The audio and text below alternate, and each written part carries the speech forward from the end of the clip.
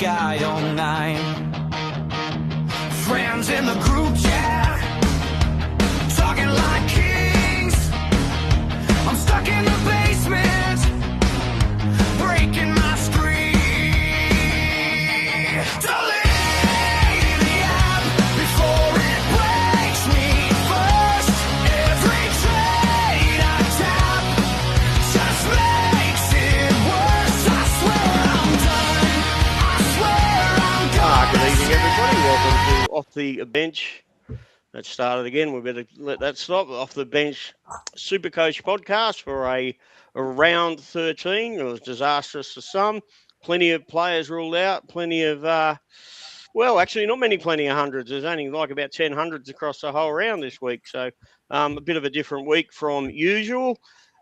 With me today, I've got Ross, Timmy, and a special guest, which we'll get to in a minute. Rosco, how'd you go this week? Yeah, not too bad. I got 1260, which I'm kind of happy about. Like Captain Walsh wasn't happy with about 10 minutes to go when he was sitting on about 15 points.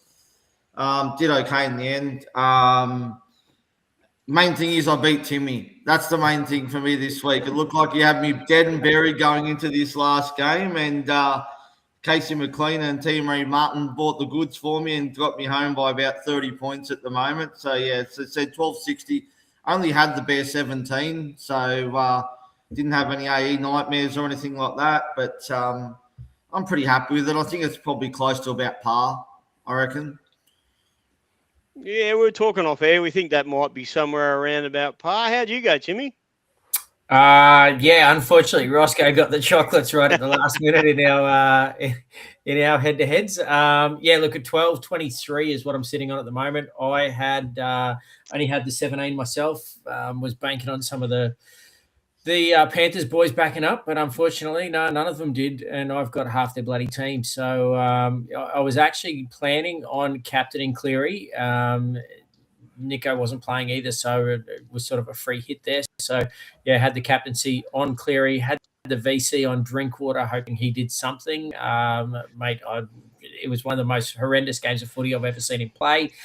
He just he dropped the ball. There's not too many words that I can use in our G-rated time slot. So, anyway, is what it is. In the end, had to go captaincy with Jackson Ford, which he was fairly consistent. That was always part of my plan. So, I knew it wasn't going to bomb unless he got injured or HIA or something ridiculous like that. So, no, I sort of figured it was pretty safe to go that way.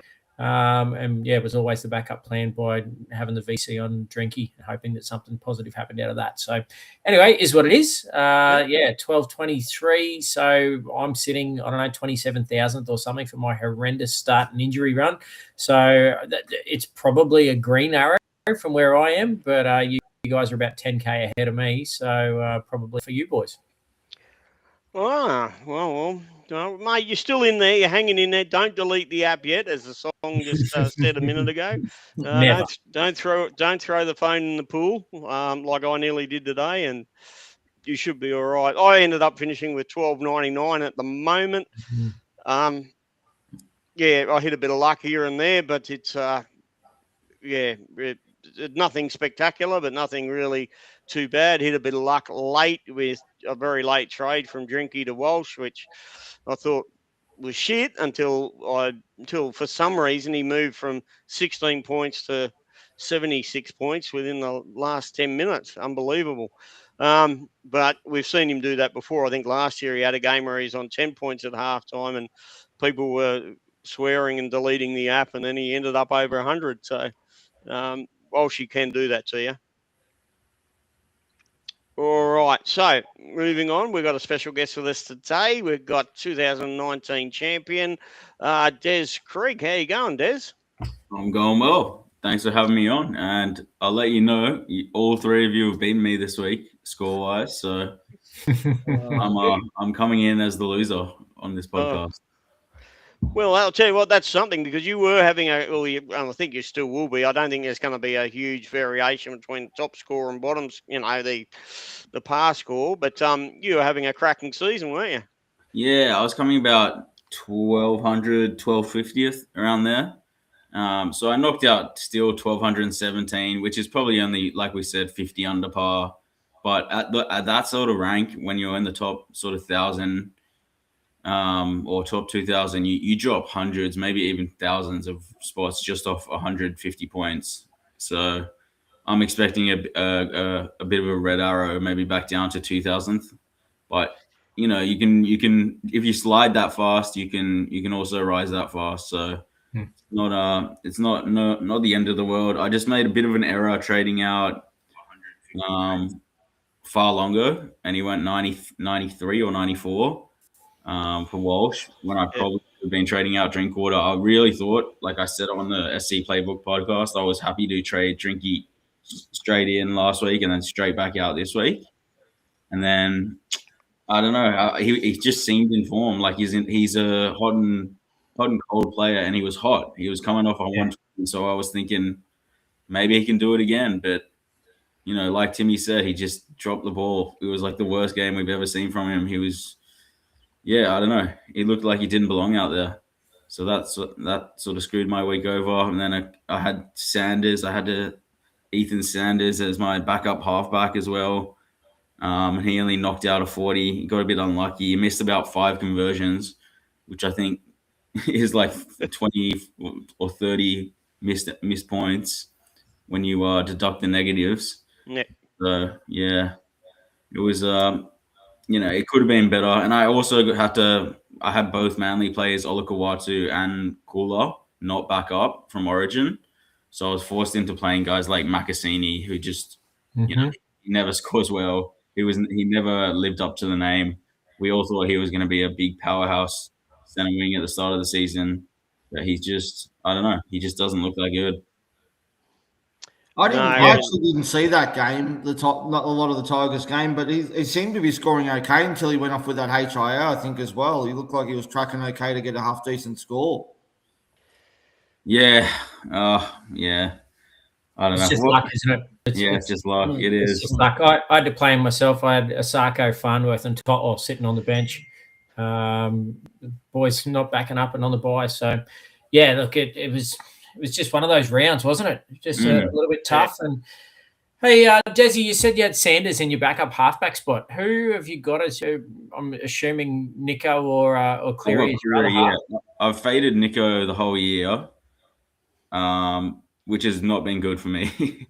He's killed me every week. I've faded Nico, I've faded Twal, and I've faded Ford. They're the big 3 fades that I've somehow managed to get away with and still have like what you'd say a high rank. If I'd just been smart enough to grab those 3 players, I think I'd be closer to the top 100 than the top 1,000. Yeah. But like, who would have thought that Twal and Ford and these sort of players would be so good, like averaging 85? Nobody could have predicted it, but I should have jumped on them when the masses did. And the way I play Supercoach is when all the masses are buying a player, like I just go, no, I'm not doing it. I'm not falling for the mass hysteria around the player. And it either works, like the year I won Supercoach, it worked. But the last couple of years, it just hasn't been working. And when I didn't, I refused to get Herbie Farnworth last year and KL Euro, and they just crippled me. So I started both those little pricks this year. And they're not leaving my team anytime soon. And I suspect next year I'll have Twal and Ford starting in my front row. But I'm just going to have to death ride those 3 guys till the end now. I might bring in Hines against the Dragons. But, I think those are the 3 guys that I'm mainly going to be death riding to the end. I know what you mean. I know what you mean when you talk about 12 days. When the Haas got injured, those games a fair few while ago, and I wasn't on 12, and I actually felt sick pulling the trigger on selling Payne Haas to Alex 12. I'm just thinking, what am I doing here? Like, surely he can't keep this going, and he did. And then when we're up at Magic Round, and he got ruled out, and I was short of front row, I actually had to sell him, so I sold him to Toby Couchman, which worked out great. Nearly bought 12 back in this week, and now it looks like he's done an MCL and out for 3 weeks or so may have avoided that one. But look, still going well considering you don't have those guys. I mean, like you said, he'd be a lot higher up there, but I don't think you can get them all, unfortunately. But anyway. This is what Supercoach does, though. It doesn't it? Because like and as the boys know, I love my maths, right? I'm one of the, I've been doing this for over 20 years. I used to be one of those nuts that had fucking spreadsheet here, spreadsheet there, and and there's no statistical evidence that gave any indication that Twal would do anything but exactly the same as what he's done every single year. Where was there any evidence that he was going to do this? So Well, it was He's on not the only one. Benji's He's not drawing the only board. one. Yeah. He's not the only one. Aaron Clark's another prime example of that as well. Yeah. He's Yeah. never, ever been Supercoach relevant before. No. So, No. Anyway. All right, we'll get into the first of the games Friday night. There was no Thursday night game. By the way, go the Blues. Yes. Good win there. Bad luck, Timmy.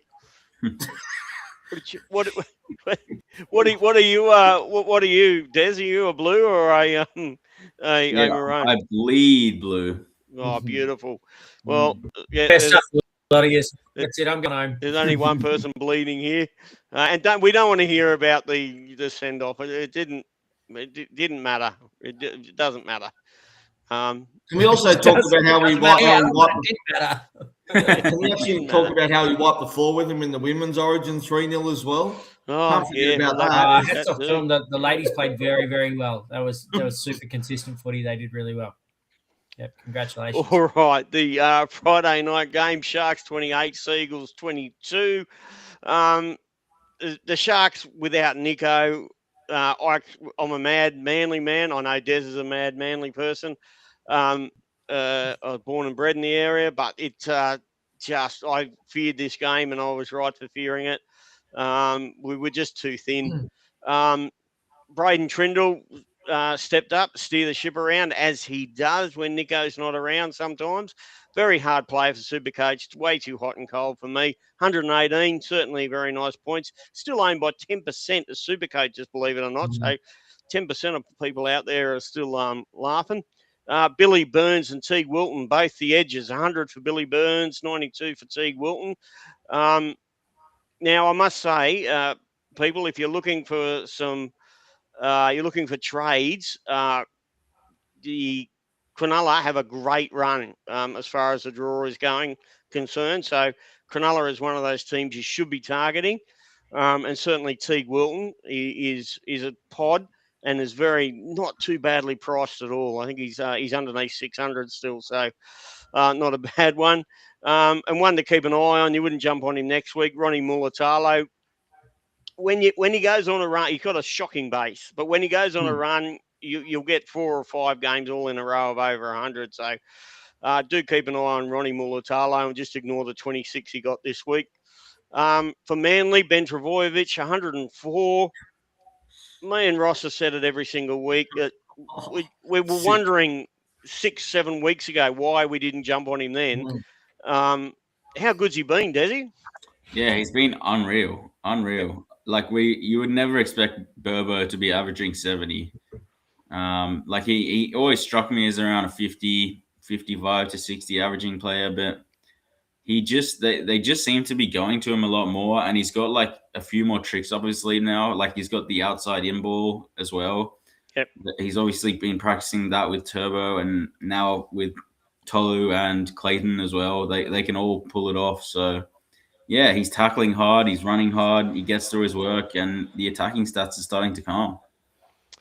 Yeah, well, he's nearly outpriced. He's one of those ones that has certainly got away from me. I can't afford him now.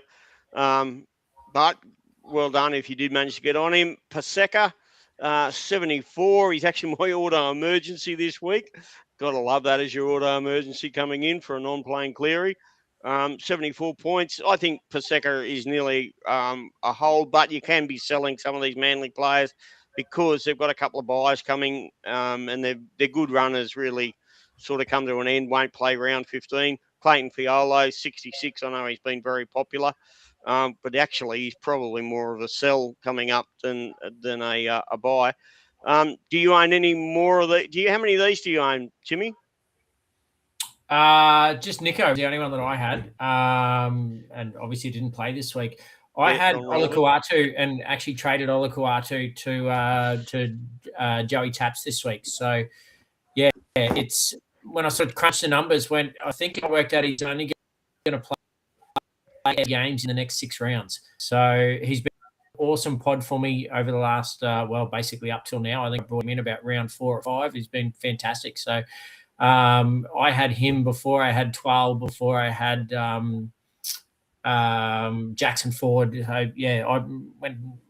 guess like Desi said before, when the whole heap of or the vast majority zigs and you try and zag to try and find something different, and he was something that I found different, and it's been really good hold. But unfortunately, I was down on numbers this week and I had to chop the head off something, and he was the one that went. So yeah, unfortunately, Taps didn't have as big a game as he's had over the last month, but 70 odd or just under 70 you'll have to do. All right, couple of quick shout-outs because they're flying in. Hayden Boxall, g'day, Hayden. Thanks for tuning in. He gives you a shout-out. I wasn't feeling good about it with 10 minutes to go. I can tell you that right now, Hayden. I was feeling sick in the stomach being a Lost captainer as well. Trust me. I was ready to do something with the phone as well. Darren Bosson, he's got 1153 and a donut. Ouch. Yeah, it's hard. A lot of people have struggled this week. Mikey McGraw, he's busy at work, boys. He's a Mad Dragons fan. For those people that don't know, he's always coming every week. Yeah, next we'll please. listen to the pod. No more, thanks. Dragons are off and running. Win the comp from here. Yeah, good on you, Mikey. We always love your input, mate. It's just on that really quickly. Just a random stat, which I'm sure will probably pop up again later. We'll talk about, but on that, only because Mikey's there. That's actually the 3rd time in a row that the Dragons have beaten us at home at Suncorp, 30-26. What a random stat is that? It's what the chances of that happening? You imagine if before today's game you threw a bet on a 30-26 scoreline for 3 years in a row? That would have been nuts. I know what I'm betting next year then. Yeah, mate, we have a terrible record in day games against the Dragons. That's nuts. So, yeah, it's I shocking. saw that and I'm just like, when they scored that last try, because I'd seen the stat come up that they'd happened the last 2 years. I'm like, nah, it can't happen again. And when they scored at the end, I'm just like, oh, it's going to happen again. Especially when we were behind by 20 points. With about 15 minutes to go, yeah. Now, as we're on the Cronulla game, Al Fisher, g'day Al, by the way, he's always looking for a pod. He says McInnes an option. He got 79 today. Your thoughts, Desi, on that one? McInnes, he's second row? Yeah. Second row, about 490K. Well, yeah, he plays the whole next month, basically, only misses 17. Yeah, I mean, he could be if he gets the minutes. Well, I'm thinking too, with the Brayley out, he'll be getting a bit of backup hooking, won't he? Yeah, you'd think so. Yeah, I think he's a good buy, actually. Yeah, that's a good shot. I wouldn't even looked at him, to be honest, but they've got Dragons next. Yeah. So, yeah, I mean, he's always, like, kind of wily. He can, like, spin out of tackles and get an offload away if he really needs to, but I don't know how high his ceiling is, per se, but you could probably get 70 points out of him each week, and at 490K, he's underpriced for sure. So I don't know what they're going to do with him, because you'd think Beryl will probably start hooker next game, right? But the interesting thing is they actually have Beryl on the bench. And when Brayley went off injured, they actually brought Puru on to play the rest of the game. And you can get confused because there's the 2 Purus. One of them played in the halves. Yeah, so I guess it depends on – I think I'll just wait and see what happens with the teams when they come in on Tuesday, because if Beryl's starting and Puru's on that bench, then it's probably only going to mean about 54 minutes or so for McInnes, which is what he usually plays. Yeah, he's only played 3 games so far this year. Minutes have progressed over the last 4 rounds. So he went 24 minutes in round 8, 39 in 9, and 41 in round 10. So he's obviously had some injuries and such this year. So yeah, look, he's a great shout. Like Desi said, priced at 490K. He was BE, I think, was 89 or something like that, and he's there or thereabouts. So price shouldn't change too much. Might go down a couple of bucks after this round. Be a bit lower. Biggest Sticker says, "G'day, gents and Timmy." He obviously doesn't put you in the same. Yeah. Thanks, Davey. Thanks, Dave. Love you, mate. Shout out to you, Biggest. At the moment, I was up against you in one of the leagues I did see, and I think I've got you by about 10 points at the moment. Biggest is having a great season. I think he's in the hundreds, isn't he, Ross? He was sitting 45th or something, wasn't he, last round overall? Sorry, he's Yeah. 45th. Yeah, 45th overall, yeah. Him and Kyle going toe-to-toe to try and see who finishes higher. I've got him at the moment, so but he is having a cracking good season. Love his advice. Here we go. Joey Alshan, it's a good day in rugby league. Any day the Broncos lose makes the competition better. Oh, when the Saints, he's singing. Thanks, Joey. Thanks, mate. Yeah, love you long time, Joey. You're awesome. Dearie me, there's so many coming in. I guarantee Timmy Captain Walsh. I think he did. No, don't even have him. No. Don't even have him. No, he's dead to me. Oh, God, he's a pest. He keeps on going. Quite surprised Timmy is here tonight. I thought he'd definitely blame the internet. Yeah. All right. No, got to cop it on the chin. It's much like Wednesday night. Just got to take it. All right. I think that's it. The only thing to mention with that game, people, if you have Blake Brayley, he is now a sell. Probably a minimum of 4 weeks that he will be out for. Certainly misses Origin 2 and 3. You would think with a broken arm. So unlucky because he's been having a hell of a season there. Yeah, it was shame to see that. So yeah, no, it was. Yeah. Now the Knights versus the Eels. The Eels nearly got a win. Oh my God. I expected a lot more out of this game, but Dylan Lucas, 120, Greg Marju, 82. Fletcher Sharp, what a good, smart buy that is. Those people who got on, 70. His price is now only going to go up. Dom Young, 61, almost entirely in base there, which is pretty weird for Dom, but he didn't cross the try line. But he was up against Addo Carr, who got 40. So, well, I'm surprised he didn't get around Addo. But anyway. Addo Carr's 40s generally with like a hat trick, though. So, Kalen Ponga, 56. Boy, he looks so invested in this game. He was everywhere. Like I just couldn't believe this, because often I don't look at the not during the game. I don't look at the try assists and everything else like that.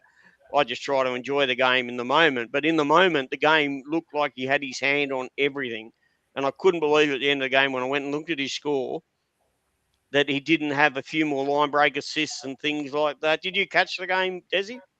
I did, yeah. I always watch every game. Yeah. You gotta. If you want to play this game seriously, you gotta watch it all. Yeah, he did look good. You're right. I was a bit surprised by the score, but the stats don't lie. At the end of the day, he wasn't putting people through holes. It was Fletcher Sharp putting Lucas through a lot of the holes. And yeah, Santa Smith as well. Before he went off as well, he got taken off. I can't remember when. I think it was like quite shortly into the second half, if I believe. Yeah, he played 46 minutes. Yeah, and he was already on 60 at that point. He'd set up 2 tries. So yeah, it was. Yeah, I thought Parramatta really showed up for this one. Like they wanted to win, but it was just they were running uphill the whole time. Like Newcastle in Newey, it was almost like not the game to turn up to for Parramatta. Yet they did anyway, and they didn't get anything out of it. So whoever they face next week is probably going to belt them, is what I'm thinking. Yeah. I feel like they exerted way too much energy into this game to try and beat Newcastle, and they were just never going to get over the line. It just seemed I don't know. It was a strange game to watch. It was really high intensity. No one really stood out other than Dill Lucas, who looks like the prime buy. He certainly does. That performance, like I know he was already in the chat, but surely after that performance, he's got to be on Laurie Daly's radar.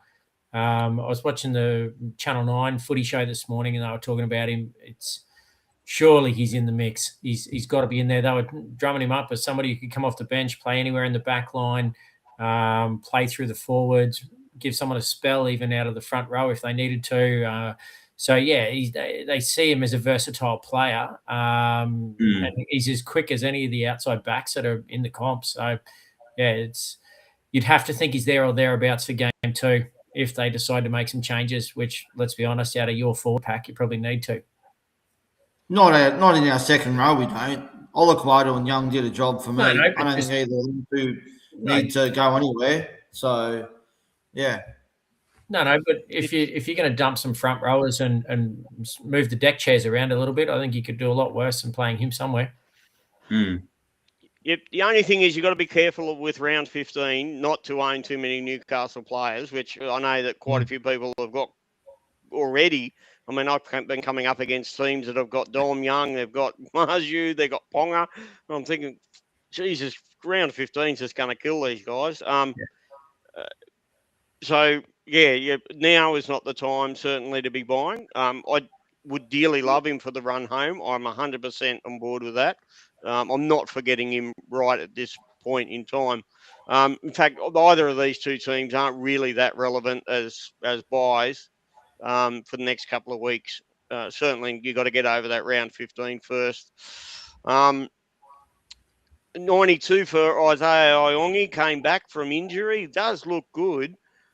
But again, it's Parramatta, and they've got not a very good run coming up over this bye period. Kilma Tuolagi, well, he had something in his water bottle, I'm sure, something that made him actually play like a edge back rower should play. But consistency has always been his problem. Jack Williams doesn't have that problem. He seems to bang out an even 70 every single week. In fact, I think his lowest score is something like 50 for the year, and his highest score is like 79. So he's a model of consistency, Jack Williams. He's certainly been putting it up there. Anybody want to comment on this game? Any thoughts or any players you want to consider beyond the ones we've spoken about? I don't think anyone's relevant for Parramatta, are they really? I mean, I think the only one I've ever owned all season is Pezzett, and I've finally got rid of him. But yeah, as you said, I think you might even want to look at probably offloading a couple of Newcastle players, maybe given they're not playing round 15 too.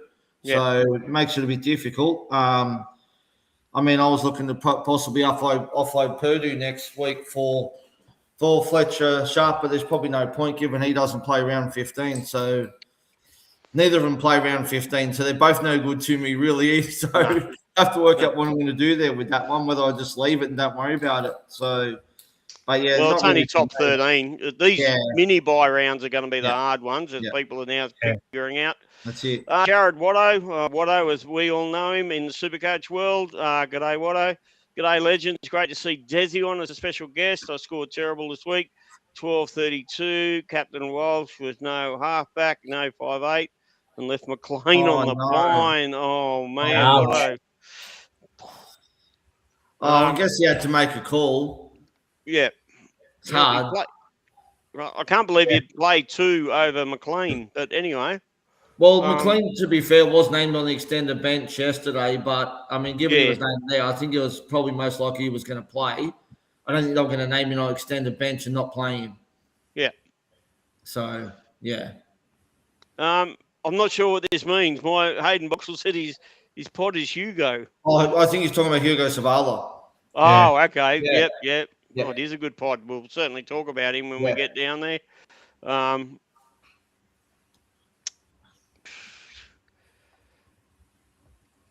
There's a few in here.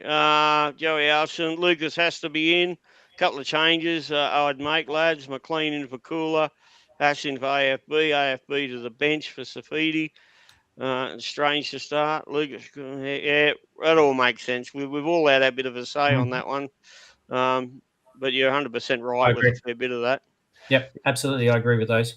Now, before I let Ross take over, I'll do one. Do I do the next game? Or no, Ross, this is your game. You should do the Tigers one. Yes. Tigers 22 defeated the Bulldogs 16. Some big scores out of this one. Supercoach, Gerald Skelton with 107. Terrell May banging out a massive 100 as well. Alex 12 with an 85. KP with a 75. for the other side, you're talking about players being on the juice or something earlier, Brad. Satili Tupanua. I mean, I only saw the last 30 minutes of this game. And yes, I do agree with you, Des. You shouldn't miss any games when you're invested in Supercoach. But I was too busy watching the Swans flog Richmond at the AFL. So, Karaz 108, Tuala back to his best with a 93, and Maxi King, big game from him with an 82. But I guess the ones that we should speak about here too, Panua. I mean, how good's he been the last, not just this game, but the last couple of weeks? He's been pretty good for the Dogs, hasn't he? Tupanu's been outstanding for years. He just knows how to hit the holes. He runs hard. He hits the hole. He makes the contact on the defender very hard for them to wrap their hands around him. Like, he's a big battering ram. Like,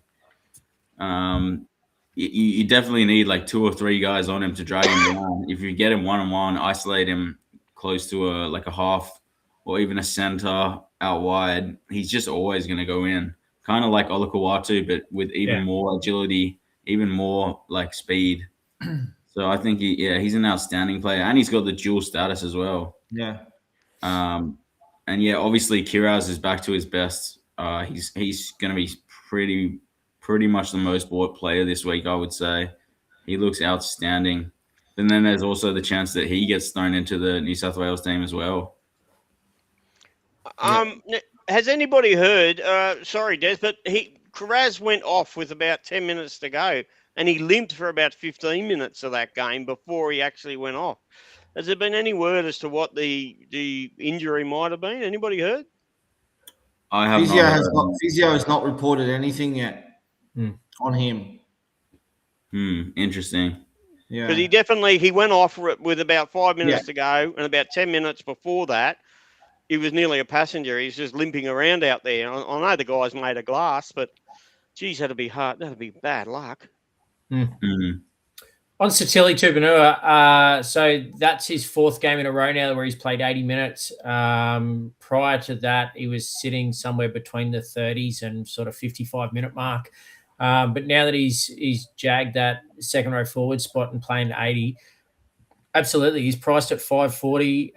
He had a relatively break even at 34. Yeah, that's what I thought. Like a fairly low break even, 34. Yeah, so look, he obviously knocked that out of the park this week, so he's going to go up in price, but he's going to have he's going to have a very low break even next week.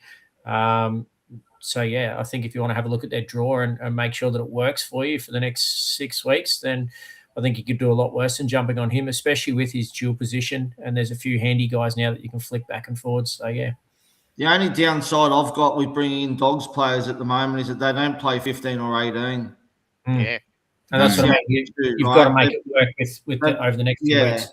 So they'll play the 2 mini buys. And I know Des, you spoke about Karaz, and it was pretty popular this week because I know you guys mentioned him a fair bit on the Playbook podcast on Tuesday night as well. But so you still think that he's probably an option, even given the fact that they're not playing round 15 and 18? I think so. His ceiling's so big that, like, if he misses a game, he could go 120 and he misses a game, and he's averaging still 60 over the 2 games, which is like what most center wings average.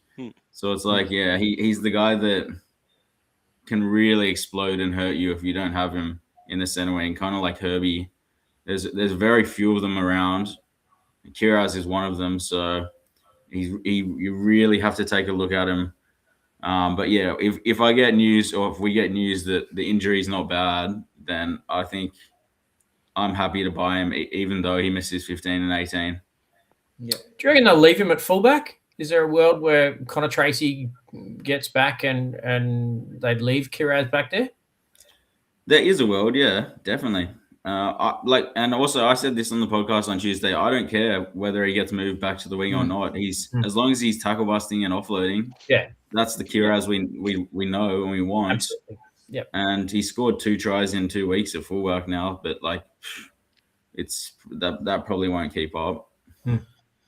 It's a tough one, isn't it? Because like before last week, I think he'd only played a handful of games at fullback, and he was only averaging about 55. He really wasn't great, but he has certainly lifted his game the last couple. But Yeah, definitely a good option. There's no doubt about that. On the other side of it for the Tigers, I think there's a few here that are quite relevant as well, especially given the Tigers don't have a bye now until round 23. I think Terrell May, if he doesn't get picked for Origin, which I don't think he will, he did bang out that massive score, but that was about his break even too. So he's still looking about 800K for him. KPP, I still think is a great option as well, to be honest with you. He got a 75, as we said, but yeah, I think it's just those two mostly for the Tigers, and especially if Twell's out too. I can see a lot of people that don't have KPP going off Twell and going to either two guys as well. If Twell was out and you had your choice, who are you going between May and KPP, boys? May. Yep, May. Yep. Yeah, I think you've got to go May. I picked up KPP this week. Yeah, but I was going to ask the question then, if Twal is out for 3 weeks, is it worth going Twal to May? Both priced fairly similarly. And, yeah, you'd like to think that May's work is only going to increase with Twal out. So if he's out for 3 weeks, it's probably a good pickup. Yeah, I think it'll cost you about 20K to go from 12 to May after this week. Why I must put out there a quick caveat to our listeners. We don't know yet how long Twal or what is it. It's one of these ones where the clubs and everything has been very quiet. It was reported virtually immediately after the game that it was a medial ligament strain. So an MCL generally takes, generally they're about a 4-week turnaround. But we're just guessing because even Benji at the press conference gave shit. So nobody really knows what's going on. Have you heard, Des, any news? Nah. In your circles? Nah. Don't know anything. Yeah. Are you on? Yeah, that's right. I hope it's a long time because I don't own him. Yeah. Unfortunately, I've only had him for about 5 weeks, so I was a little bit late to the party. But yeah, anyway, it is what it is. So I'm hoping he comes straight back. I tell you what, Al, he's just said that he's got KPP who'll hold Twal, but he can sell McKaylee to May. You've got to get rid of McKaylee, so that's a fantastic trade. Must have some cash. Yeah, it must. Yeah, there's a bit of cash difference. Bit of a cash difference there. All right, the final game on Sunday night was Storm versus the Roosters. Saturday night, yeah. Okay, to tell you the honest truth, it was a pretty placid game. It was not very pretty to watch at times. In fact, the Supercoach scores of the Roosters, despite the fact that they're not really that relevant going forward at the moment because of their draw, but the scores 74 for Billy Smith was the best, and then the next best after that was about 40 odd or something, and it was absolutely awful. Which that's where Teddy fell into that area there, 40 odd for those people that still have him. Sam Walker, he actually updated. He updated from -10 to -2. So -1 now. -1 now. Oh, they've updated him again. Yeah. Oh. Well, I did see Timmy Williams at the Playbook Boys. He did put out a post saying that he had the 10th lowest score in Supercoach history. So now that post is irrelevant, boys, because he's actually improved far better than the -10. They gave him a point for tying up his laces correctly. Got to give him something somewhere. Oh, shout out between him and DC, who combined for a massive 26 points too. Oh, God, that's horrible, isn't it? Now, a big problem with these Melbourne players, they all looked fairly good. Melbourne have now won 3 of their last 4 games. They're actually starting to come good right at the time when we probably should be looking to sell them because they've got 3 buys yet to come. So they're basically between round 15 and round 23, they've got 3 buys. So every 2.5 games, they've got a bloody buy smacking you in the face. Suafai Longo, 93 points. I'm sure that I can't believe he didn't score better than that, but because he seemed to be in everything, he was just eating up the meters. In fact, he ran for 278 meters, which is his all-time record. for Sewer. 3 line breaks, 10 tackle busts. He certainly had a night out. 94 to Cam Munster, so those people that held, good on you. Stefano, 80. Harry Grant, 80. Moses Leo, 65. Lasardi, 60. So they are also decent scores. But the problem is that we've got to try to get rid of these players. Boys, how many Storm players do we have? Ross, how many you got? I've got 4. So I will be starting to offload some of them. But the question is, which ones do you get rid of? I'll probably hold Grant, to be honest with you, just because I think he's probably a hold of the lot. But then I don't know with the others. I've still got Cooper Clark, who's done a great job for me. Been fantastic, especially since he got the dual position. But just have to wait and see what happens. But I'll probably try and hang on to maybe 2 of them. I'm not sure. I think Lasardi's probably pretty much nearly done his job now. So he can probably look to maybe upgrade him to someone else as well. Well, how many you got, Desi? And are you looking to offload? I had 3, and I sold 2 this week, so I'm down to 2 now, which is just Harry and Lasardi. And like Ross said, Harry, you just hold. And then Lasardi, you probably want a more attacking upside second rower, and Hudson Young just after that Origin period ends, he's just the one you want. He really is. He's all over teams like a rash right now, and he just gets the arm free all the time for offloads, and he always wants to be in and around the attack and flicking balls. So like Lasardi's just not that sort of player. He's done a job. He's made us the cash. He's a safe 60. But the upside is questionable. I know he did score 100 the other week, but that's going to be very few and far between compared to a guy like Hudson Young. It's an interesting way to look at it, isn't it? Like, obviously the Storm have been, well, let's be honest, dog shit average this season. But now the fact that they've started to string some wins together, if they can actually start to find some form between now and, the second half of the season, you're going to want these guys, and that's the tough part, isn't it? You've got to try and work out, play your spreadsheet, play your whiteboard, do whatever you need to do, but to work out when you can afford to rest these guys and have others fill their slots. So it is going to be a bit of a tough one. Look, just Lasardi alone, so he scored a 60 this week, had a break-even of 83, priced at 576. So I guess you're looking at someone like him to Zach Hoskins is probably similar cash.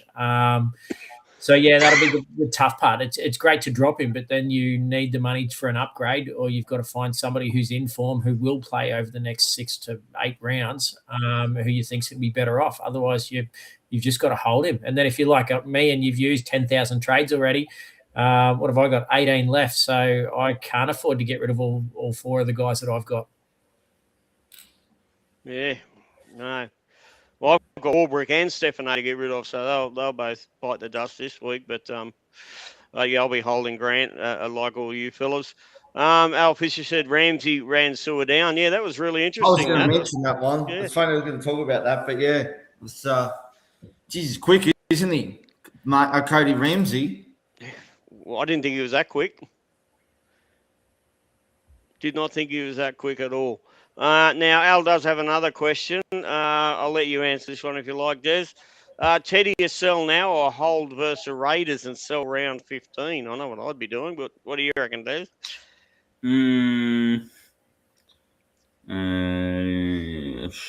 Teddy, a sell now. He's got 40 this week in his rolling average. Yeah, I mean, his BE was 145, so he's going to lose the best part of 80 odd K this week, and that's going to be pretty tough to swallow. And then I'd imagine have a pretty heavy BE next week. Yeah, I sold him a couple of weeks ago. That was probably the time to sell him. But I just think over this whole Origin period, Teddy's always been a sell in my eyes, because the fullback is just a position. We know it's the highest scoring position, and halfback's the second highest scoring position. So if you can get away with selling guys like Teddy and Walsh and Cleary over the period, then just do it, in my eyes. Just do it as soon as possible. Yeah, I hope that helps, Al. It's I'd be doing it as soon as possible. With that 40 odd in his rolling average, he's just going to. Unfortunately, that 145 might even get higher. That break even there. I sold him last week, and I'm very happy about that, to be honest with you. So, yeah. No, as you would be. If there's someone out there who's already calculated, it'd be good to see what the break even should be for next week. Because 145 this week, and he missed his B by 100 plus. So it's going to be massive next week. Could be 150, 200, something ridiculous like that, I'd imagine. I can check it. I'll check it because I think it's already up on the playbook page anyway. What's his name? Does it all? Who's the guy's name? Desi, who does it for you guys for the playbook? Does all the break even stuff? Is it Walson? Oh, Jay Schubert. Yeah, Jay Schubert. Yeah, that's it. Yeah. All right, Timmy. We might as well give you a go. What you might as well bring us through this next game that started off today's footy action. Let me bring him back up on the screen. While he's bringing it up, while he's bringing it up, he lost 70. He'll lose 77K with the break even coming in now of 202 as well. So another massive price drop coming for him. Well, if you hold him, then you don't. It doesn't matter, right? Like you just hold him through to the end of the season. Yeah. Break evens don't matter if you never sell. Yeah, no, that's exactly right. That's the way I look at them. So, I never play for break evens personally. I think you've got to play a bit more wild than just looking at the maths and the data and the analytics and the economic side of the game. You've just got to go with your gut sometimes and sacrifice cash for the chance at glory. Yeah, I to an extent I agree too, mate. Which will bring me. It's a great segue, actually. The Broncos versus Dragons game, it started pretty poorly for my Broncos, but finished well enough, or not quite well enough, I guess, if you want to say. But that point brings me to Xavier Willison, had a really high break even over the last couple of rounds, and people were jumping off in droves, then knocked out 104 today. So, if you think he's someone that you wanted to hold throughout this Origin period, which if I had him to begin with, he's absolutely someone I would have held, especially with the Payne-Haas injury and knowing full well that as soon as Payne-Haas was fit, he'd be straight into Origin camp as well when they announce it again. So if you were one of the owners that held Xavier Willison, well done. I would absolutely still be holding him through till after Origin as long as he's fit, especially with his dual position as well. So, he top scored for the game with 104. Payne-Haas with a 93 made an awesome breakdown that right-hand side. Jeez, it was good to watch the big fella go. Reece Walsh with a 73. He's downdated a little bit since we've been on air. Karapani with a 72. Jesse Arthurs with a try and a 64. Shibasaki, I think, got a try and was disallowed one. The rest of the Broncos were pretty average. Gajewski managed to finish the game on the field without going HIA. So, I was nearly going to put in our chat group when he came on, and they made a big deal about him coming on. And I said, how long was it going to be before he goes back off for HIA? But, anyway, mate got his way through the game. Val Holmes for the Dragons with 103. People have been jumping off him in droves also, those that did have. Great player in draft from here on out. If the Dragons can manage to turn this around, he's priced at like 450K or something like that. So if you think the Dragons can continue, then by all means, he is absolutely one to watch in centre wing. Max Fagai with an 87, Hamish Stewart with an 83. He was really impressive. He was in absolutely everything for the Dragons. He's one that I've been keeping an eye on for a little while. He's one for your little black book, I guess. Stick him on your watch list and keep watching to see if he keeps getting the minutes and keeps doing as well as he has been. Toby Couchman, well done to all those that jumped on him early in the season. I started with him and then flicked him when he got injured and haven't managed to get back on yet. I know you two boys did. So, well done there with an 81. Ryan Couchman, 73. Egan with a 71. And Cookie with a 64. It was pretty quick today, Cookie. Turned back the clock a little bit, old man Father Time out of hooker. So, looking all right now that Jacob Little is gone for a while. He's been practicing his beach sprinting, Yeah, I wasn't going there. Now, the Broncos in this game, obviously featuring the Broncos, are very relevant for bye scheduling and for players. Is there any players beyond Willis and Ross? You got any players from the Broncos you're looking at?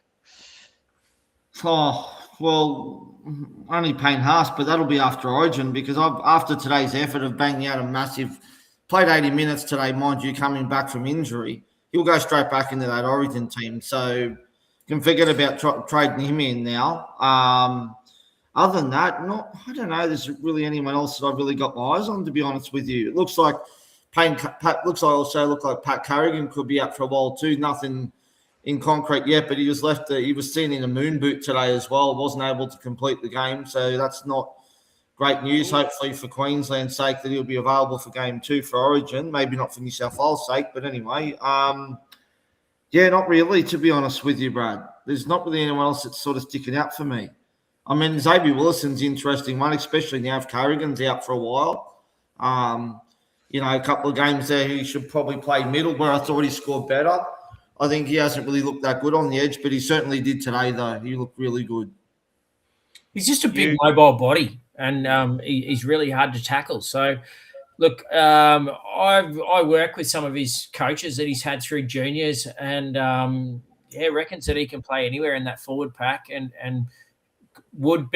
should be an 80-minute second rower. So I really like him when he does play second row, not necessarily for Supercoach points, but I like him as a Broncos fan playing him in second row. I think he offers more than both Piakura and Ricky, but that's just me. At least Willison can tackle, and those two boys do struggle quite often. So, yeah, look, I like him playing in second row. I don't know. He's going to get that front row spot once Payne moves on next season. But, I don't know. I think they could probably do with keeping him in second and looking for some more front rowers. I mean, it's pretty big, isn't it? He scored 73 in base. That's massive. He got the try as well, obviously. So that's where that's massive numbers. It really is. That's what I mean. He's a worker, and he's the tackling machine that we need in second row. Because those two boys outside, they just can't get there. Yeah. All right. Watto said he sold Willison last week for Pine for the round 12 bye coverage, and that massive BE turned him away, and that burnt. Watch him kill it today. That sort of brings us back to that last comment or last thoughts that Des gave. That sort of echoes exactly what you were saying. That Des, it's about the BE. Maybe that if you like a player like a Willison, you should maybe go with your gut and not be too scared by that BE and stick with them. For me, break-evens only matter in the opening 10 weeks of the season, realistically. That's when all the cash is made, basically. Team value increases by 40% in 10 weeks, and then it just flatlines almost for the rest of the year. You'd be lucky to make $1 million more from rounds 10 to 26. Yeah. So that's the way I do. You just burn the trades, burn all your boosts early. That just seems like it's meta nowadays. Get your team sorted and then hope for luck at the end in terms of restings and stuff like that. Obviously, it's different if you're in head-to-head cash leagues and whatever. You need to save boosts and trades to try and win money at the end. But if you're playing sheer overall, burn your boosts early, get your team value as high as you can, and that just seems to be what the game's become. It's fast and furious now. Yep. No, that's solid advice. That. Were you looking at Willison? Have you thought about Willison at all? I have not. I haven't even given him a second thought. I think I think my front row and second row are quite sorted.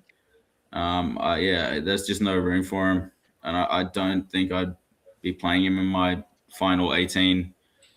I just don't I see that he's scoring well, but I've got quite a good and then Payne has to come back in. Obviously, there's just no room for him.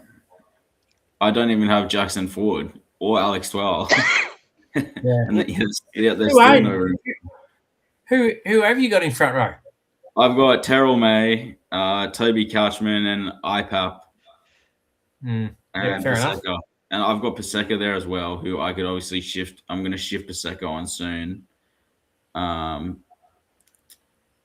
So I'll probably end up buying Ford or Twal or maybe Wilson when I move Paseka on. Yep. Yeah. It's a good call there as well. All right, the second game today was Just quickly before we move on, sorry, man. Brad, just to, again, another Yep. shout out to the Couchman brothers, just especially Oh. Toby, just unbelievable, these guys. And as Tim mentioned, Hamish Stewart, another one that got away too, just massive numbers in base between those three guys as well. Like, they've got a lot of future there. I mean, even young Egan as well. Like, they've got a good pack there. As we said, they're going to pick up Kolmatangi next year. They're going to have, Drinky there next year. They just need to get themselves a decent halves, and I think they can be some serious competition, really, moving forward. Really, I really do. Yes, they really do need some ball distributors there. Yeah. Or, but you're right, the pack, and we've talked about them every week. The pack, Hamish Stewart, the pack's awesome. It's awesome. As you know, I'm a Couchman fan, definitely. All right, the Raiders versus the Cowboys. Now, the Cowboys, folks, you should be selling these as fast as you can. Their buy scheduling coming up. They haven't had a buy yet, so they're about to get hit with 3 before now and the end of the year. Not very pretty. And to tell you honest truth, if they keep playing like this, not very relevant either. 98 to Heelan Lukey. He had a BE in the 70s somewhere there. So, but his time is basic, regardless of his BE anyway. His time probably is done. The next it drops down to 63 to Cohen Hess, and then from then on, the scores really plummet away for the old Cowboys. Purdue 45, Chester 45, Scott Drinkwater 32. I'm glad I sold. Fuck yeah. And Willem Grieg, the giant, the absolute giant, colossal, he got on the field 11, the heaviest man in a rugby league. He got 11 points. It's a wonder he can still run. He's that big. Have you seen the thighs on that man? They're just enormous. He's a big unit. He's like massive, 3 trunks. Shit. Like as I said, I can't believe he can run. Now, Desi gave this one a shout out before, saying that we probably should be one to look at to finish the year for Canberra. Hudson Young, 103 points. Does anybody disagree with Des on that one? How can you? He's just been unbelievable, hasn't he? Not just this game, but the majority of the season too. I mean, his last 4 scores have been 103, 81, 95, and 117. Like, that is just absolutely insane numbers. And I don't even know if there's been many tries in amongst. Oh, sorry, he did get 2 against South. But other than that, I think he got 1. Did you get 1 today or a try? Assist might have been for Strange, I think, actually. Yeah. But you couldn't talk anyone out of that, could you? There's no way in the world. No. 8 tackle busts, 5 offloads. Yeah. That's an offset. Yeah. 40 points in just nothing. Just out of thin air. His ball playing ability, like he's playing second row, but he's almost playing like a lock forward. Twice today, came out of dummy half, went the blind side when it was basically 1-on-1 on the blind side, and they scored 2 tries from it. Like, it's just his footy smarts is just really impressive to watch. So he hits form this time every year, and just he will absolutely take it home. So yeah, look, if he's fit, you want to jump on, and you can even have the argument for jumping on and playing him through this Origin period anyway. With the scores that he's making, you can sort of afford to rest him when he misses out, as long as he backs up after Origin. He backed up today and knocked out another ton. So same goes for Ethan Strange. Yeah, he's also putting his hand up to be maybe the 5'8" to end the season with. He's just in outstanding form. Yeah, nobody can stop him. He's just running. He looks like old Munster, who was untouchable when he would just run across the field, crab across the field. No one wants to tackle him because no one wants to be the one to get shoved off to the side, because that's what he's going to do to you. Yeah, that short side play he did where Young set him up for that try, like, that was just smart by him. I mean, he literally drafted over across the other side of the field, and Hudson Young knew exactly where he was, and just straight to him and straight over. So I've been very impressed by him. As I said, if I don't give a shit if Mitch Moses is fit for game 2 for Origin, he has to keep that spot. Yeah, They cannot drop him. There's absolutely no way. Not in the form he's in. Agreed. No, well, I can't believe it. You would consider bringing back Moses and not playing Strange. It's just. But Daly does love him, though. 600,000 for Ethan Strange if you want him now. Mm. Hopefully he doesn't get any more big scores between now and the end of Origin period, because that's probably the time frame I'll be looking at getting him in. Starling, just on that, Brad. So he had a decent BE this week, which he did make still, but look, his 91 from round 7 will drop out after this round, which means his next BE to drop out is actually his next score that'll drop out of his rolling average will be a 16. So considering he's had a 95 and or whatever the hell he scored today, once that 16 drops out, his price tag will start to go through the roof. So he's one that you do want to keep an eye on. And if you want to jump on and think you're going to hold him till the end of the year, then you want to do it sooner rather than later before he gets out of touch. He's at 610 now. So, you'd think from next week onwards, he's just going to go up and up and up. Yeah, it's just. I'm pretty sure that game that he got the 16th against the Tigers, he actually went off injured because he only played 56 minutes. Yeah. Starling 91, but he's a Canberra hooker. You don't trust Canberra hookers in Supercoach. End of story. Geez, he looked good today, though. He looked so good. He was quick and he was just into everything, chasing up the middle of the park. He looked great. Yeah. I like him. He's one of the smallest players in the league. I think he's only about 64 centimetres, 164 or something like that. He's not very big, but he's certainly packs a punch. I like him, but there's just too many hookers that Ricky has down there. Did Owen Paddy play today? Was he on the air? Owen Paddy only played 18 minutes, and I think who's the other hook they've got there because he's injured. Brayley. Brayley's injured. Yeah, not Brayley's the other one. Well, no, you got Brayley there, and the other another one? Yeah, you got Jaden Brayley. Because Brayley was playing lock, I think. So I can't remember. There was someone else that had playing hooker there. Anyway, it doesn't matter. Zach Hosking. Am I the only person who owns Zach Hosking? Anyone else own him? I got him. Don't have him. I don't, but I think he'll come in next week. So you're going to be paying overs, I think, Timmy, there. Yeah, but it'll be like I was saying before, it'll be a Lasardi to him trade is probably the one I'll be looking at. Yeah. Well, it'll be pretty sideways straight. Yeah, pretty sideways. Dane Laurie, 74. Kyo Weeks, 72. The Horse, 69. Geez, I love the Horse. How come Queensland doesn't pick him, Tim? Yeah, I don't know, mate. I thought I'd had him in there. I'd had him in my team. I think because they went with Tommy Flegler, I guess. It was Horse or Flegs, and for whatever reason, they decided to go with Flegler. So no idea why.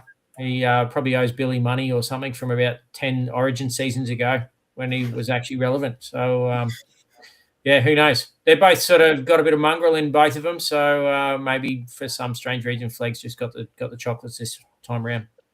Hey, Desi, is he one of those players you watch a lot of football? Is he to me, he's one of those players I just like watching him play. I don't mind the fact that he has a bit of passion and the fact that he'll cry on the field or he'll do dumb shit every now and again. I like it. Yeah. That sort of. Yeah, you got to get around Big Red, especially when he's grabbed a couple of tries as well. When that one bounced off the crossbar twice, the double bounce. Yes. That's when you're like, yes, horse, get that try.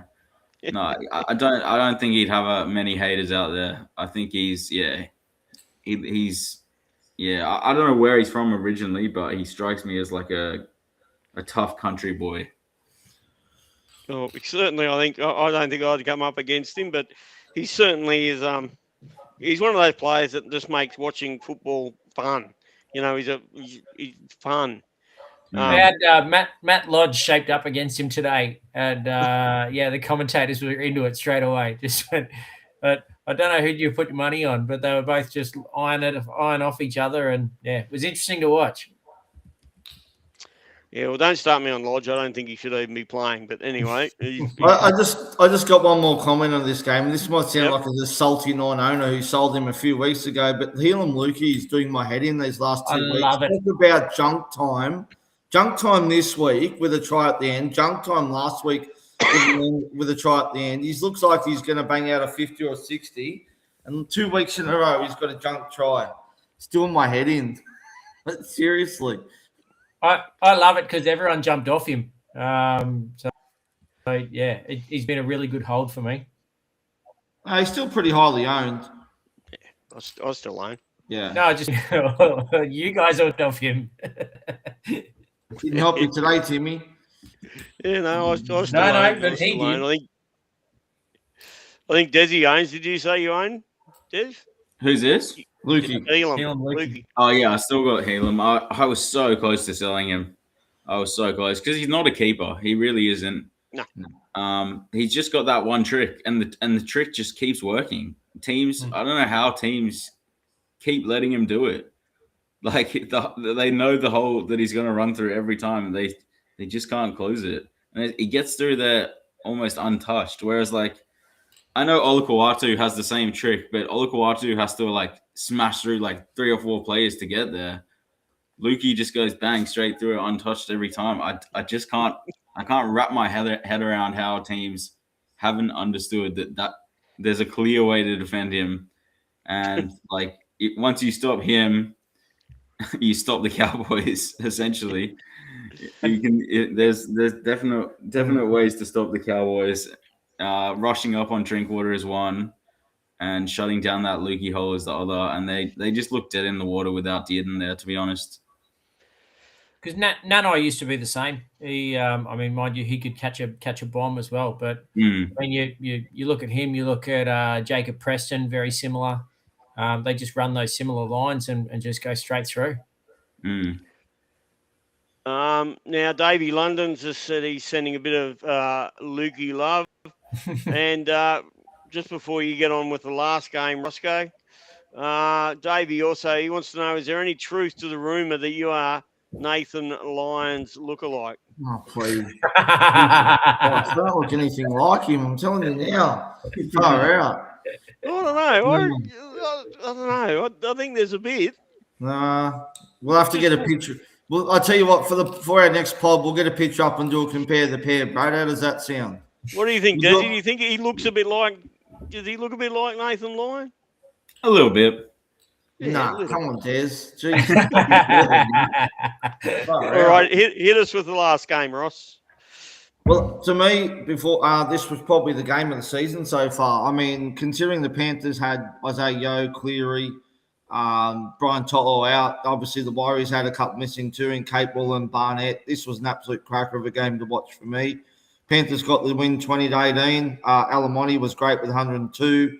My man McLean bagged the double with a 95. Dylan Edwards lit it up in the second half with an 82.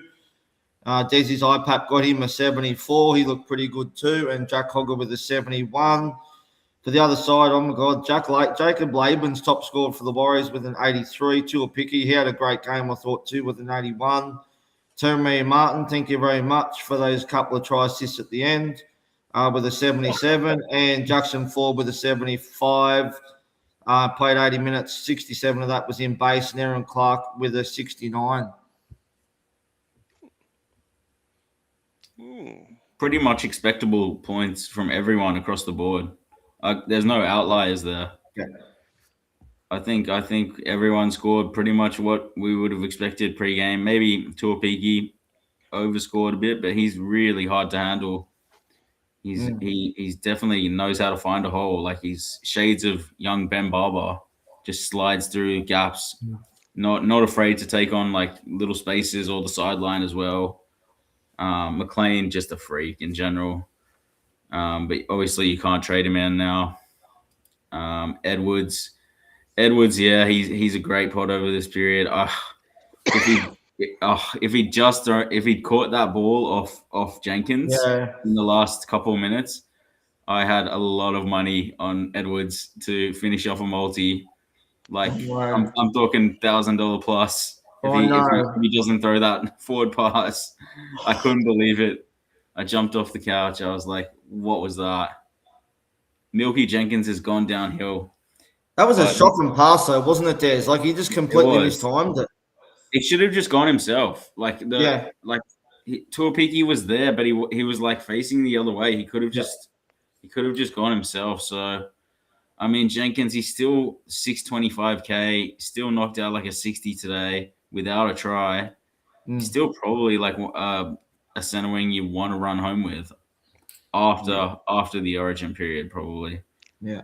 The try scoring will come back, like we said with Ronaldo and Mulatalo. He goes on these try scoring runs. Jenkins will have another try scoring run in the second half. You're gonna want to be on it. So he's 38 will be the score that drops out of his rolling average after this round. Then he's got a 48, a 109, and whatever he got today. So, yeah, look, he's another player. He's priced at 625, like you said, Desi. He's probably only going to go up. If he keeps scoring tries, he's just going to go back up to where he was. So he's another player where if you want to jump on, again, it's probably now or never, unless you think he's going to miss another couple between now and when the Origin's finished.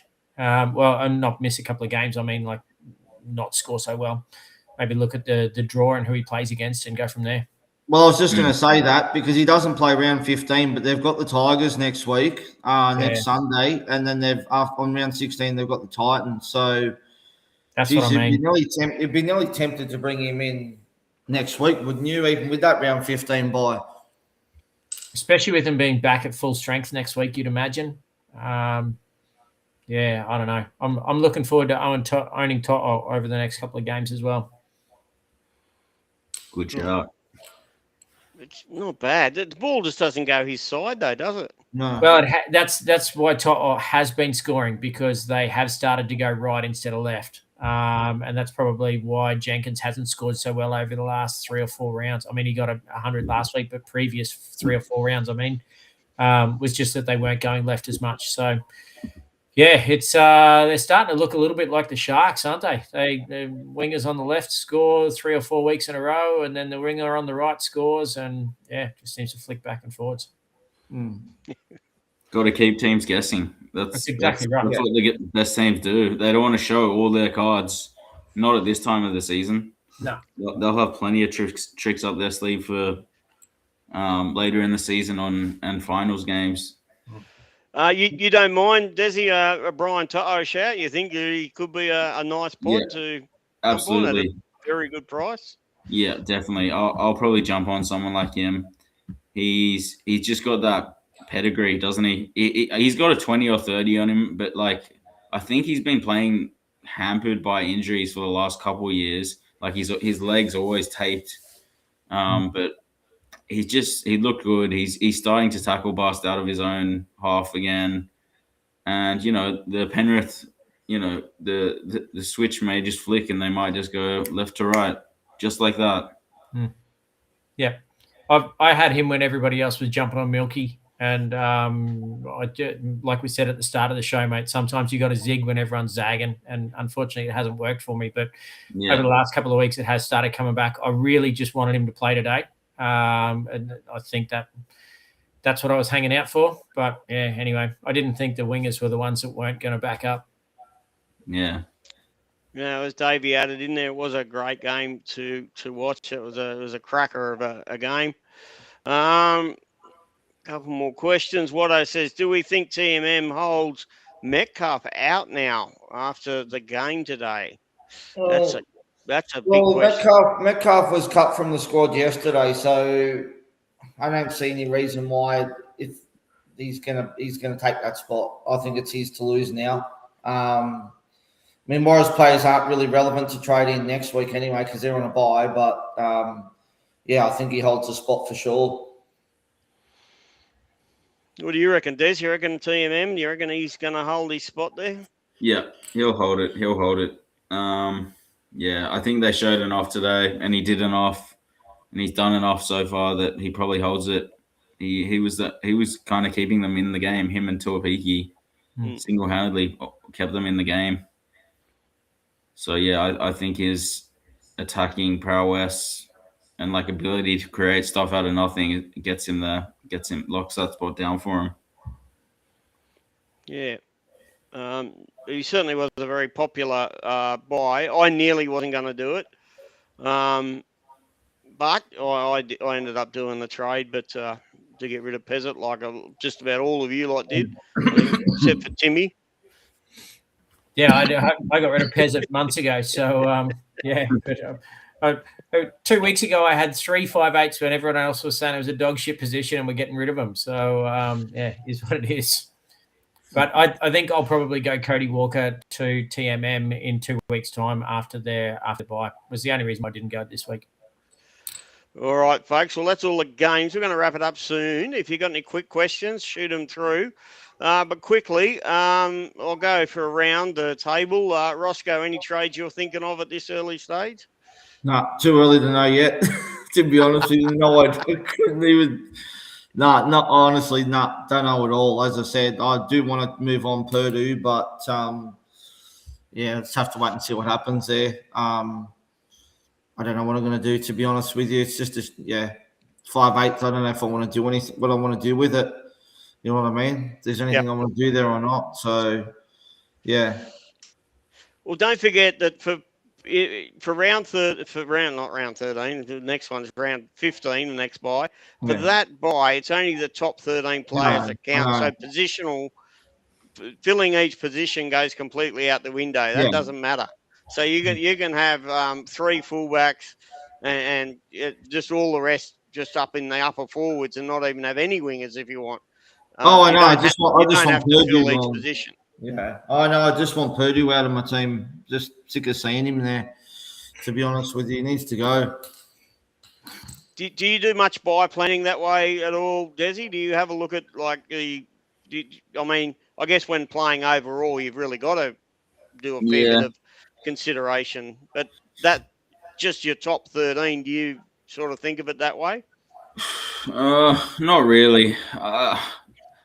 Like I say on the Playbook podcast, I'm not the biggest buy planner, but I still somehow end up on top on the buys when Timmy and Spy, and they're always planning, but things just go wrong. They go wrong. You always over plan and then you lose players. It's not worth it. Especially now they've made the game easier. Let's be realistic about it. I've never really been struggling for numbers over the last few years. The way they've changed it, I've always found it really easy. So I just don't plan for buys at all. I kind of have it in the back of my mind: is this player going to play Origin? Is this player, I have a little look, but no more than the layman would. Probably not like Timmy here, who spends hours over the draw, don't you, Timmy? Mate, I absolutely do.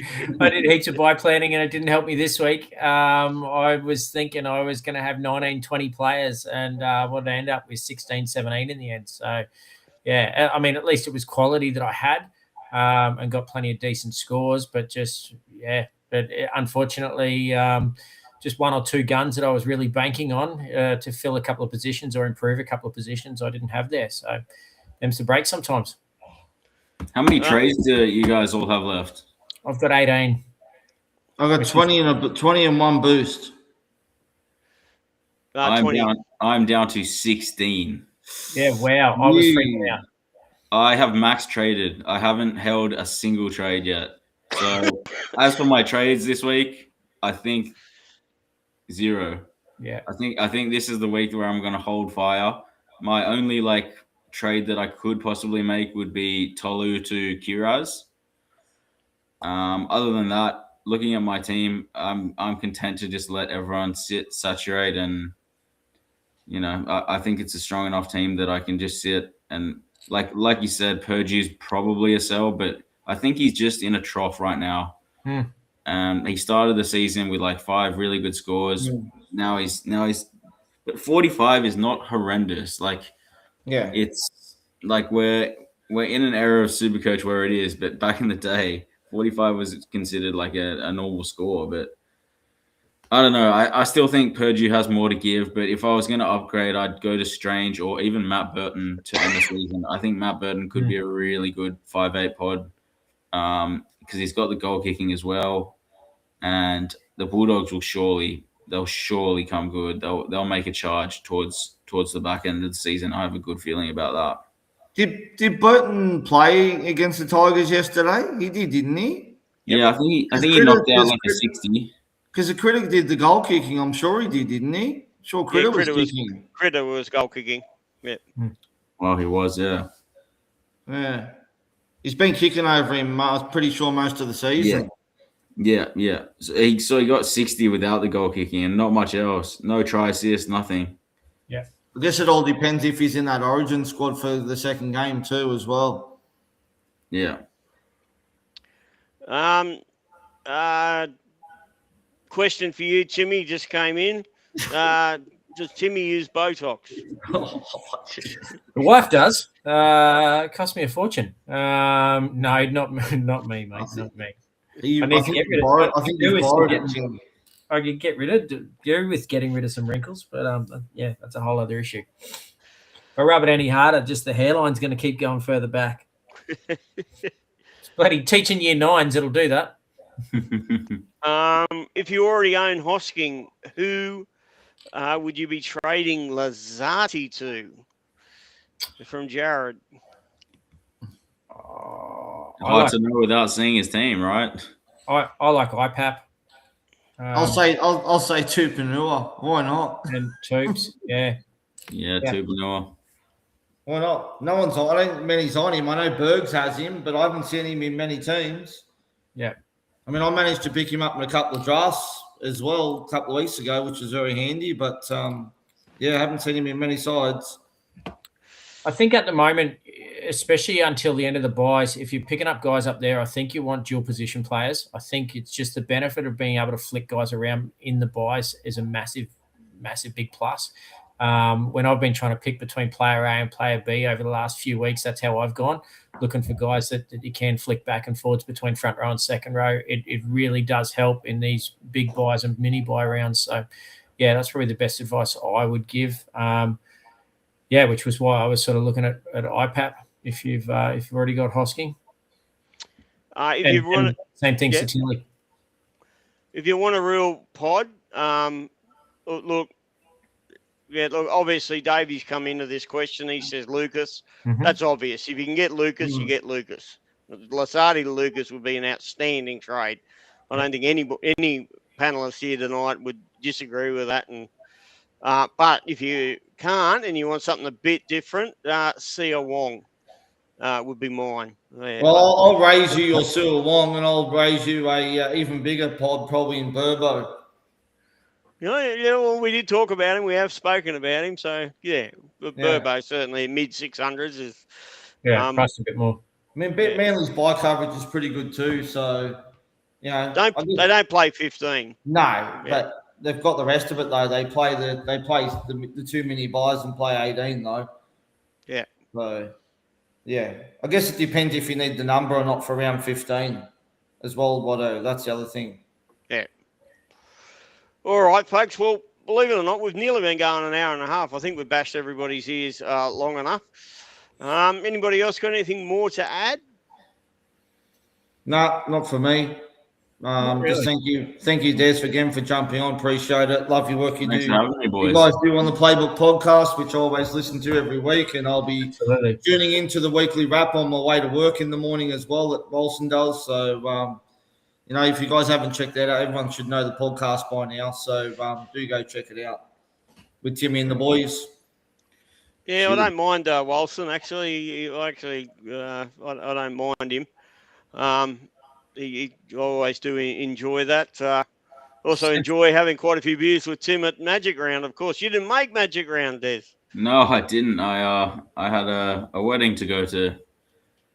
Terrible timing. Terrible timing. How dare they? I know, but like it's just I'm at that age now, 30 years old, where weddings are happening like 5 times a year, and if you get unlucky, you get unlucky. If I was a +1 or something, but this is one of my best mates, if it was like if it wasn't one of my top 5 mates, I would have been like, Magic now. I'll probably go still. You get I you get won't to miss our them age, Desi, forever. and you get to our age, and all your mates are having their second and third wedding, or it's funerals, or it's grandchildren's wedding and things like that, mate. So I wish I was 30 again. I know I'd feel much better on the football field if I was back being 30, not almost 50. So is Well, I what it tell you, is.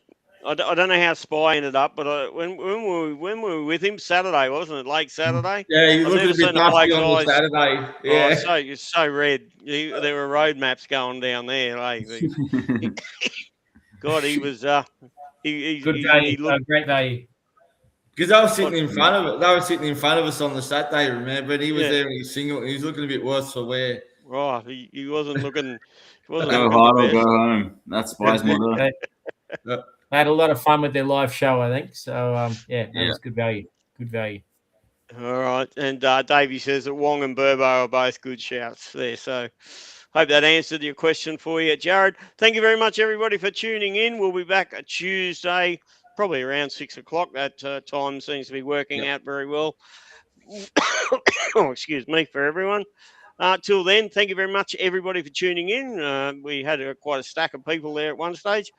And see you all Tuesday. Race, trade your ass off.